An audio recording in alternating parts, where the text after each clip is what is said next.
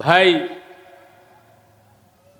আমরা আজকে আসি, আগামী কালকে যে থাকবো এর কি কোনো গ্যারান্টি আছে? কোনো গ্যারান্টি নাই। হযরত শেখ বরনবী রহমতুল্লাহ আলাইহি বলতেন, ভাই ও বন্ধু সবে মিলে পাড়িয়া দিবা মাটি। কিতা সাহেব, আপনার ভাই, আপনার সন্তান কবরের মাটি পারেনি? ভাই ও বন্ধু সবে মিলে পাড়িয়া দিবা মাটি, কপাট লাগাইয়া দিবা জিন্দেগির লাগি। কেউ গিয়া কোনোদিন কবর রে আবার দেখবনি খুললিয়া? তো এই জন্য ভাই, আমরা হইলাম পথিক মুসাফিরের মতো এই পৃথিবীতে। মুসাফিরে, আচ্ছা বলেন তো, ঢাকা যদি আপনি যাইতে হয় তাহলে আপনি বড় একটা গাড়ি লইবেন না, গাড়িটা ছোট করার চেষ্টা করবেন যত শর্ট হয়, কারণ এটা একটা ব্যাগ বুঝা, এটা লইয়া হাঁটতে হবে। তো ভাই আমার দুস্থ বুজুর্গ, দুনিয়াতে আমরা আসছি খুব শর্ট টাইমের জন্যে।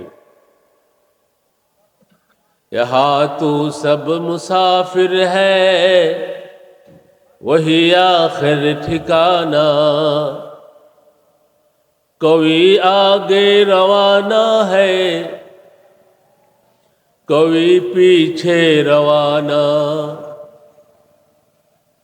মুসাফির, কেউ একটু দিন আগে যাইমু আর কেউ কয়েকদিন পরে। আচ্ছা বলেন তো, বাফে ছেলের লাশ উঠায়নি? মাঝে মাঝে উঠায়। ভাই, পৃথিবীতে সবচেয়ে ভারী বস্তু কোনটা? লোহা, পাথর? বলে না না, তার চেয়েও আরো বেশি ভারী একটা জিনিস আছে। এটা কোনটা রে ভাই? বলে এটা হইল বাফের কান্দে যদি ছেলের লাশ উঠে, এটা বড় ভারী। বাফে চোখের পানি ছাইরা আল্লাহ তাআলার কাছে ফরিয়াদ করে, ও মৌলা, বড় আশা করছিলাম ছেলেটা আমার আলিম হইব, ছেলেটা আমার ডাক্তার হইব, ছেলে ইঞ্জিনিয়ার হবে। মনে মনে কত লম্বা লম্বা আশা আমি করেছিলাম, কিন্তু আজকে ভাগ্যের নির্মম পরিহাস, আজকে ছেলের লাশ আমার কান্দে। ওই কথা বলে আর বাপে কান্দে।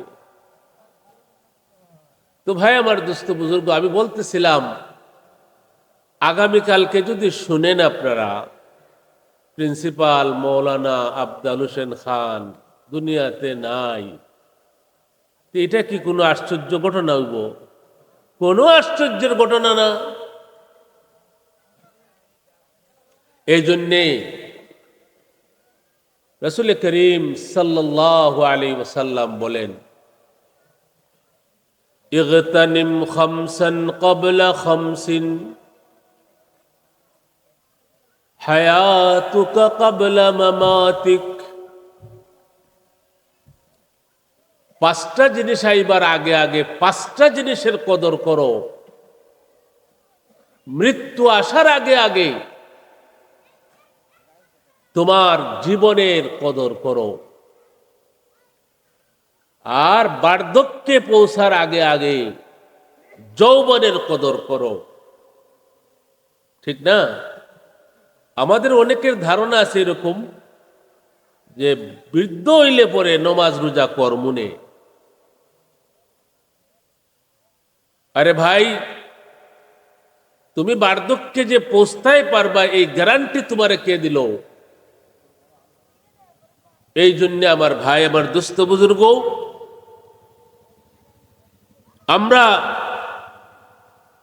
মহান আল্লাহ রাব্বুল আলামিনের কাছে শুকর আদায় করি যে আজকে এক দ্বীনি মাহফিলে, দ্বীনি মাজমাতে উলামায়ে কেরামের চেহারার দিকে চাইয়া আমরা বসতে পারবো। এই জন্য আল্লাহ তাআলার কাছে শুকর আদায় করি। গনিমত সমঝ লো,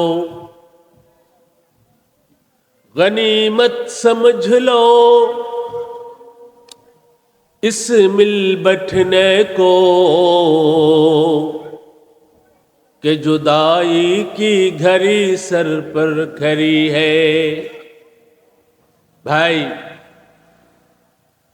বিচ্ছেদের ঘন্টা বাজবার অপেক্ষা, আজান মাইকে ঘোষণা আসবে, जो आहंग रफ्तन कुनद जाने पाक चबर तख्त मुर्दन चबर रुए खाक।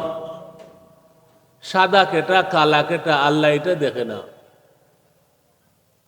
न काले को देखो न गोरे को देखो, पिया जी से चाहे সওয়াগন ওহি হ্যায়। আল্লাহর কাছে সাদারও কোনো দাম নাই, কালা মানুষেরও কোনো দাম নাই। চৌধুরী কেটা আল্লাহ এটাও দেখে না, খান সাহেব কেটা এটা আল্লাহ দেখে না।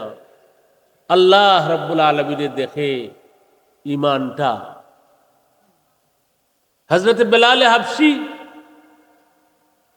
রাদিয়াল্লাহু তাআলা আনহু, তিনি গোলাম ছিলেন, কালো, ঠোঁট মোটা,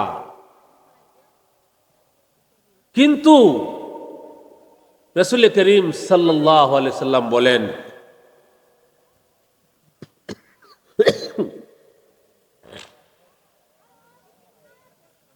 আমি যখন বেহেশতে গেলাম, আমার আল্লাহ রাব্বুল আলামিন আমাকে বেহেশতের চতুর্পাশ দেখাইবার জন্য আমাকে বেহেশতে নিয়ে গেলেন। আমি আঁচ করতে পারলাম আমার আগে আগে যেন কে হাঁটতেছে। আমি জিজ্ঞেস করি, ভাই জিব্রাইল, আমার আগে আগে একটা পায়ের শব্দ আমি শুনতেছি, আমার কাছে পরিচিত লাগতেছে। আচ্ছা, আপনার ওয়াইফে কিভাবে হাঁটে আমি না দেখলে ওটার পাইব না? আমার ছেলেটা কিরকম হাঁটে আমি জানি। পরিচিত মানুষের হাঁটা লাগে। নবীজি বলেন, ও ভাই জিবরিল, আমার আগে আগে কে একটা মানুষ হাঁটে যাচ্ছে বেহেশতের মাঝে, আমি যেন চিনতে পারতেছি। বলে, ইয়া রাসূলুল্লাহ, এই তো আপনার বেলাল। বেলাল আজ হাবশ সুহাইব আজ রুম, আবু জেহেল বমক্কা ইচে বুল আজবি। ওই আফ্রিকা থেকে বেলাল হাবশী এসে বেহেশতের মালিক হয়ে গেল, আর আবু জেহেল মক্কা শরীফ থাকিয়া তার ইমান নসিব হইল না। হাজী সাহেবরা যারা গেছেন তারা দেখছেন যে আবু জেহেলের বাড়ির মধ্যে আজই হলতের বড় পায়খানা, লেট্রিন। তো আমি বলতে চাই ভাই, আমার মা বোনদের কাছে, আমার এলাকাবাসীর কাছে একটাই যে ভাই আসো, এই ক্ষণস্থায়ী পৃথিবীতে বেশি দিন থাকবো না। আমরা নিজেদেরকে ছোট মনে করব, অহংকার করব না। টাকার বড়াই, পয়সার বড়াই, এটা ঠিক না। নদীর এপার ভাঙ্গে ওই পার গড়ে, এই তো নদীর খেলা, সকাল বেলার ধনী রে তুই, ফকির সন্ধ্যা বেলা। কাজেই অহংকার করবেন না, যৌবনের অহংকার করবেন না, সৌন্দর্যের অহংকার করবেন না যে আমি রূপের অহংকার, যে আমি সুন্দর, আমার রং ফর্সা। আরে ভাই, কয়দিন পরে সব কি হয়ে যাবে? দেখছেন না আপনারা, ফুল শুকায় গেলে কিরম হয়? হ্যাঁ, তো এইভাবে কি করতে হবে? বলে করতে হবে, তোমাকে সকলের কাছে ছোট মনে করতে হবে যে আমি সবার চেয়ে অযোগ্য, আমার কোনো মূল্য নাই। আর যদি আপনি মনে করেন যে হ্যাঁ আমি সব থেকে দামি, ওই অমুক বালানা, অমুক দোষী, আর খালি সমালোচনা করেন, গীবত গিলা না করেন, তাহলে আপনার জন্য বড় দুঃসংবাদ। আপনার জন্য বড় দুঃসংবাদ। হুজুরে লই আইতানি জয়, আপনার জন্য দুঃসংবাদ। আপনি খালি পরের দোষ দেখেন না, পরের সমালোচনা করেন। কাল কিয়ামতের মাঠে আপনি যখন উঠবেন, দেখবেন যে আপনার আমল নামায় কোনো আমল নাই। ঘুরে আমি তো নামাজ পড়ছি, রোজা রাখছি, হজ করছি, এগুলার আমল গেল কই? বলে আরেক বেটার যে গীবত গাইছলাই, আরেক মহিলার চরিত্র হনন করছিলা, আলিমের বদনাম গাইছো, ওই তোমার সকল নেক ওই যার বদনাম গাইছো তার আমল নামায় উঠে গেছে, তোমার আমল নামা শূন্য। मिठा दे अपनी हस्ती को, मिठा दे अपनी हस्ती को, अगर कुछ मर्तबा चाहो, मिठा दे अपनी हस्ती को, अगर कुछ मर्तबा चाहो, के दाना खाक में মিলকর গুলো গুলজার হোতা। ভাই, আল্লাহর কাছে দামি হইতে হইলে মানুষের পায়ের ধুলা বনে যাও। বরুডার সাহাব রহমতুল্লাহ আলাইহি বলতেন যে মানুষের কাছে তুমি দামি হইতে হইলে আল্লাহর মানুষের পায়ের ধুলা বনে যাও। তো ভাই আমার দুস্থ বুজুর্গ, আমরা মানুষকে তুচ্ছ তাচ্ছিল্য করব না, মানুষকে নিকৃষ্ট মনে করব না। এ রিক্সা চালায়, এ টেকা নাই, এ দামি না, আমার টেকা আছে, এই তোরা আলাদা, আমি আলাদা। কে বলছে? অল আর ইকুয়াল, সব সমান। নামাজও এই সবক আল্লাহ দেননি, সব সমান এই সবক নামাজও দেননি আল্লাহ। আল্লাহ কইছেন নি এমপি সাহেব আগে যাইবা আর রিস্কাওয়ালা ফিসে যাইব না। রিস্কাওয়ালা সেও যাইতে পারে, একদম ইমামের পিছনে হারাইতে পারে, কেউ তারে এই কথা বলার অধিকার নাই। এই মিয়া রিস্কাওয়ালা, তুমি রিস্কা চালাও, তুমি পিছনে যাও, এই কথা বলার রাইট ইসলামে নাই। একটা মুসলিম শরীফের একটা হাদিস বলে আবার কথা আমি শেষ করব। মুসলিম শরীফের হাদিসের মধ্যে রাসূল করিম সাল্লাল্লাহু আলাইহি ওয়াসাল্লাম বলতেছেন, বিহাসবি ইমরিইম মিনাশ শাররি আইয়াহকারা আখাহু।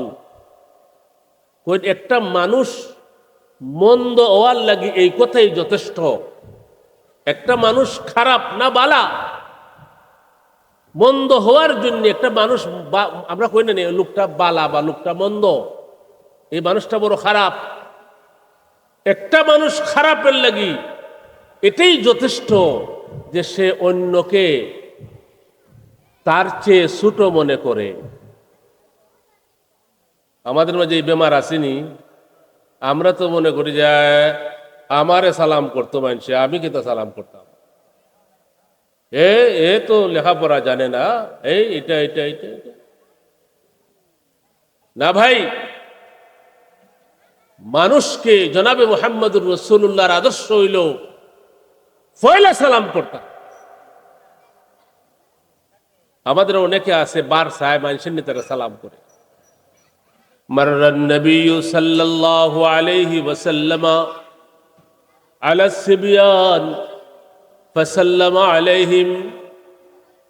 নবীজি বাচ্চাদের মাহফিলের দিকে গেলেন, নবীজি বাচ্চাদেরকে সালাম করলেন, আসসালামু আলাইকুম। নবীজি মাররা আলান নিসা ফাসাল্লামা আলাইহিন্না। নবীজি মহিলাদের কাছে গেলেন, মহিলাদেরকে পর্যন্ত নবীজি সালাম দিয়েছেন।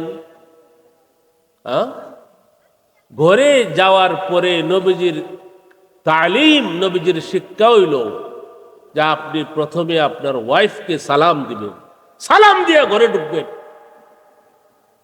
ওরে ভাই, সালাম দিয়া ঘরে ঢুকলে কি লাভ হয়, এটা যদি মানুষ জানতো তাহলে সালাম ছাড়লো না নে। নবীজি বলেন, যারা সালাম দিয়া ঘরে ঢুকে আর ঘরে ঢুকিয়া কুলহু আল্লাহ পড়ে, কুলহু আল্লাহ পারতো না মানুষে পড়তো? কুলহু আল্লাহ রাজ্যুল লম্বা সূরা নানি, বড় সূরা না বাট্টি সূরা? খুব ছোট্ট সূরা হইল কি কুলহু আল্লাহু আহাদ। এই কুলহু আল্লাহ পড়ে যদি ঘরে গিয়া তার পরিবারকে সালাম করে আর এই কুলহু আল্লাহ পড়ে, আল্লাহর নবী বলেন তার ঘরে বাত কাপড়ের অভাব থাকবে না। কথা বুঝাইতাম পারলাম? আমি আমার বউয়ে আমারে সালাম দিব না, আমি সালাম দিতাম, কোনটা? তা আমরা যদি অনেকে এই কথা মনে করি, যারে আমার একটা প্রেস্টিজ আছে না, আমি আমার বউ রেখে লেগে সালাম দিতাম, তো ভাই তুমি কোত্থেকে প্রেস্টিজ আলা হইলায়? তোমার চেয়ে, আমার আপনার চেয়ে হাজার হাজার পৃথিবীর যত মানুষ আসছে আর যত মানুষ আসবে, সবার চেয়ে শ্রেষ্ঠ মানব হইল কে? মুহাম্মদুর রাসূলুল্লাহ। আর সেই রাসূল করিম সাল্লাল্লাহু আলাইহি ওয়াসাল্লাম সালাম করতেন কাকে? তার পরিবারকে, তার পরিবার পরিজনকে সালাম করেছে। আম্মা জান হযরত আয়েশা সিদ্দিকা রাদিয়াল্লাহু তাআলা আনহা বলেন, আমি অনেকবার চেষ্টা করেছি, আমি অনেকবার মনে মনে ভেবেছি আমার নবীকে আমি প্রথম সালাম দিব, কিন্তু আমি পারলাম না, আমি পারি নাই। দয়াল নবী মুহাম্মদুর রাসূলুল্লাহ আমাকে আগে সালাম দিয়ে দিতেন। ভাই, এই জন্যে আমার পরিবারকে আমি যদি ঘরে গিয়ে দরওয়াজার চৌকাটে ঢুকার পরে, ঘরটা ঢুকার পরে আমি কি বলবো? আসসালামু আলাইকুম ওয়া রাহমাতুল্লাহি ওয়া বারাকাতুহু। এটার অর্থ কি জানেননি? এই ঘরের মধ্যে আল্লাহ তাআলা আপনাদের উপরে শান্তি বর্ষিত কর। ঘরে যদি কোনো মানুষ নাও থাকে তো সালাম করতাম। কেনে? আরো মানুষ কিছু আসেনি, এরা কারা? আমার ফেরেশতা, দুই কান্দে দুই ফেরেশতা আছে, ঘরের মধ্যে ফেরেশতা আছে। ভাই, আমরা যে ধান ক্ষেত রোয়াই, এই ধান ক্ষেত কাম করে কে? আনতুম, আল্লাহ তাআলা এক আয়াতের মধ্যে বলেন, ও আমার উম্মতেরা, ও আমার বান্দারা, তোমরা কি মনে করো তোমরা ক্ষেত করো? আনতুম তাজরাউনাহু আম নাহনুজ জারিউন। এই তোমরা ক্ষেত করনি, আমি ক্ষেত করি। এক একটা ধানের মধ্যে হাজার হাজার ফেরেশতা কাজ করে। আমি আমার কথা এখানে শেষ করছি। আল্লাহ রাব্বুল আলামিন আমাদেরকে তৌফিক দান করুন, যেন আমরা নিজেদেরকে ছোট মনে করতাম, অহংকার ভাব আসে না যেন। অহংকার কার লক্ষণ? কার? শয়তানের। শয়তানে প্রথম অহংকারী দেখাইয়া বেহেশত থেকে সে বঞ্চিত হইছিল। আল্লাহ রাব্বুল আলামিনে কইসলা আদমকে সেজদা করো, সে বলছিল যে না, আমি শ্রেষ্ঠ, আমি বালা। বরুণার সাহেব রহমতুল্লাহ আলাইহি কইন, मिठा दे अपनी हस्ती को अगर कुछ मर्तबा चाहो कि दाना खाक में मिलकर गुलो गुलजार होता। दानेर बीज যদি শিশির মধ্যে রাখিয়া দেন, গোবরের সাথে না মিশাইন, দান হইবনি। ধানের বীজ যখন গোবরের সাথে মিশবে, তার অস্তিত্ব বিলীন করে দিবে, তাহলে এটাতে ধান ধরবে। তো আল্লাহ রাব্বুল আলামিন আজকে আমাদেরকে, আমার ওয়াজ যারা, আমাদের কথা যারা শুনতেছেন, আসুন আমরা অহংকার মুক্ত থেকে প্রথম সালাম দেব। রাসূল করিম সাল্লাল্লাহু আলাইহি ওয়াসাল্লাম বলেন যে প্রথম যে সালাম দেয় সে অহংকার মুক্ত। এই আমলটা আমরা যদি করতে পারি, ইনশাআল্লাহ অনেক ঝামেলা মুক্ত হয়ে যাব। আল্লাহ রাব্বুল আলামিন আমাদেরকে তৌফিক দান করুন। সম্মানিত এলাকাবাসী, আপনারা দেখতে পাচ্ছেন আমাদের মাঝে উপস্থিত হয়েছেন শাইখুল হাদিস আল্লামা ফজলুর রহমান খান হাফিজাহুল্লাহ। তিনি শাইখুল হাদিস অনেক মাদ্রাসার। তো আমরা আমাদের পঞ্চায়েতের পক্ষ থেকে আমি হুজুরকে কৃতজ্ঞতা জানাই। আমাদের মাহফিলে আসার জন্যে আমরা অনেকবার চেষ্টা করছি, আগেও চেষ্টা করছি।